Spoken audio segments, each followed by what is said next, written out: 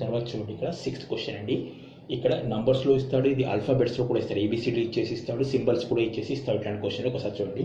If the first and second digits in the sequence so and so are interchanged, also third and fourth digits, fifth and 6th digits and so on. ఇది చాలా important అండి. ఇది ఉందో లేదో చూసుకోవాలి. ఇది లేకపోతే మిగతా వాటికి వర్తించదు. And so on, which digit would be the 7th counting from your left.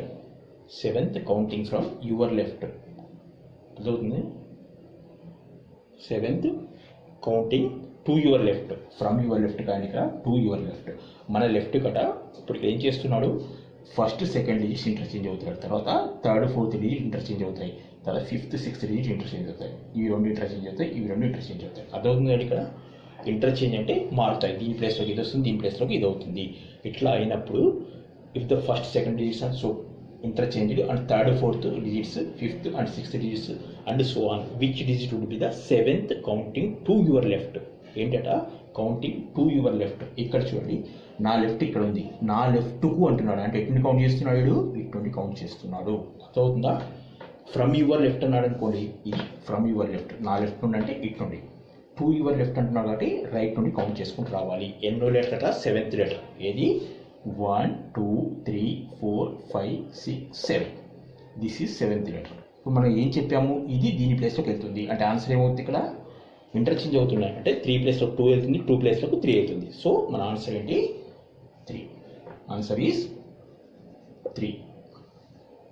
అర్థమైంది కండి. ఇక్కడ తర్వాత చూడండి, ఇదే లెటర్, ఇదే దీన్ని కౌంటింగ్ టు యువర్ లెఫ్ట్ అంటున్నాడు కానీ కౌంటింగ్ ఫ్రమ్ యువర్ లెఫ్ట్ అని రాస్తాను. Counting from your left.